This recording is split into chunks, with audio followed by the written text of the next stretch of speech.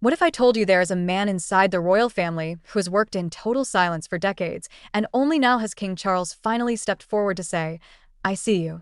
Stay with me, because in this video you're going to learn why this quiet, military-minded husband of Princess and just received one of the most personal, most powerful, and most symbolic honors a British monarch can give, why it was done behind closed doors at Balmoral, what it secretly says about King Charles, Princess and the values of the modern monarchy, and why this single moment proves that the crown still rewards loyalty even when it's invisible to the public.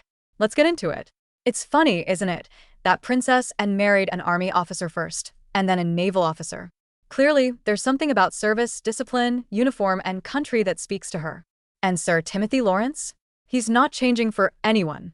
He's a serviceman to his core. That's who he was before royalty, and that's who he still is inside royalty.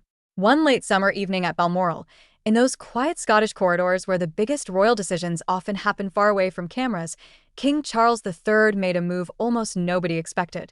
A man who had spent years standing beside the Princess Royal, never demanding attention, never chasing headlines, was quietly called forward. No paparazzi, no press pen, no balcony wave. Just family. Just gratitude. Just recognition. King Charles personally granted Sir Timothy Laurence the title of Knight Grand Cross of the Royal Victorian Order, the GCVO, and that detail matters. Because this is not some random state honor dished out by a committee. This is the monarch saying, you served me. I noticed. And I am thanking you myself. That's rare. That's intimate. And it tells us everything. So, who is Sir Timothy really? Most people only know him as Princess Anne's husband, the man walking a step behind, the quiet figure in the background while and powers through 400+ engagements a year. But before any of that, Timothy was Royal Navy. He built a reputation for being steady, clever, discreet, and loyal. Not loud. Not flashy. The type of man you can trust in a room full of secrets. That's exactly the type of personality that survives in royal circles. That's also exactly the type of person Anne would choose. Their relationship was never about tabloid heat or celebrity sparkle. It was about two people who both understood rank, duty, punctuality, and doing the job without making it about themselves. While other royal marriages crashed under exposure, theirs thrived in privacy. He became her anchor. She became his purpose. And over the years, people inside the royal machine started to realize, Anne can work that insanely hard because she has someone at home, and often beside her, who never tries to outshine her. He just keeps pace. That alone is service. Now, let's talk about Charles. Because this isn't just a nice brother gesture. Charles and Anne have always had a very specific sibling bond. They were the duty children. The ones expected to carry on, smile, shake hands, and never complain. They grew up in the same royal pressure cooker. So when Charles honors the man who has supported his sister for decades, that is layered. That is personal. At Balmoral, August 2025, he gives Timothy the GCVO. Why is that huge? Because the Royal Victorian Order is the monarch's own tool for saying thank you to people who serve the royal household, not the government, not the public, not the media, him. It's the same honor tier given to people at the very heart of royal operations. It's the monarch whispering, you didn't shout, you didn't scheme, you didn't leak, you just worked.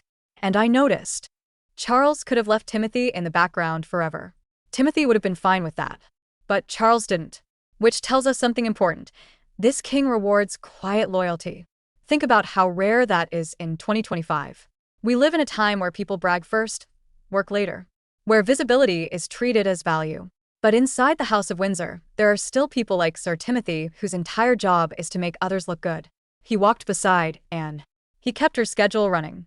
He attended engagements without stepping on her spotlight. He absorbed the boring parts of royal life. He stayed out of scandal. He didn't get baited into interviews. He didn't write a tell-all. He didn't do the I married a royal, here's my truth routine. He did the opposite. He shut up and served. That's why this award is powerful. It is proof that silence can still win. And for Anne, this was emotional. Princess Anne is one of the hardest working royals alive. Even now, she does more engagements than younger royals with more PR. She doesn't complain. She doesn't posture. She just works. To see her husband finally get a royal thank you was, in a way, the crown telling her, we see the team behind you. We see the man who walks the steps with you. We see the one who chose duty over attention just like you did. That's rare. That's affirming. And let's be honest, it's overdue. Because the GCVO isn't just a pretty ribbon. It places Timothy among a very small circle of people personally trusted by the monarch. People like Queen Camilla and the Princess of Wales have received honors in that sphere. It communicates closeness. It communicates confidence. It communicates, you're not just married to a royal, you are now visibly part of the royal engine. And here's the deeper layer most people will miss.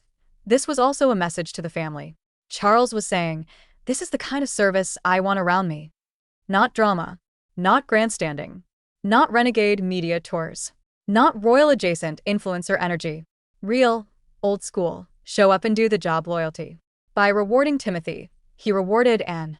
By rewarding Anne, he reinforced his own vision of monarchy. Work over noise. Commitment over performance. Graft over gossip. When the news quietly slipped out, the public reaction was actually pretty wholesome.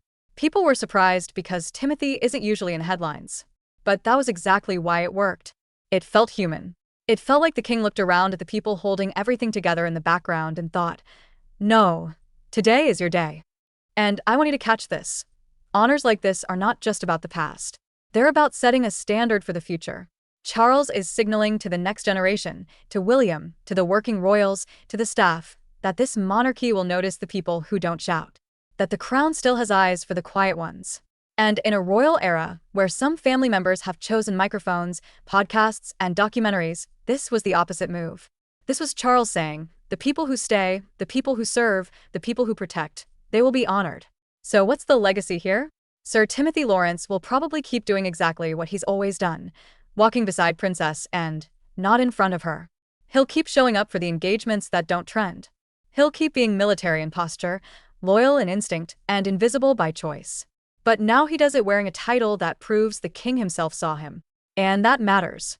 Because sometimes the greatest royal stories are not the scandals, the divorces, the tell-alls, or the Netflix dramas.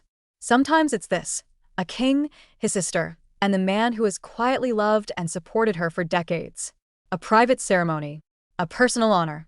A family saying thank you without making a spectacle of it. And that's the real takeaway from this video. True service doesn't need applause. Real loyalty doesn't demand a camera.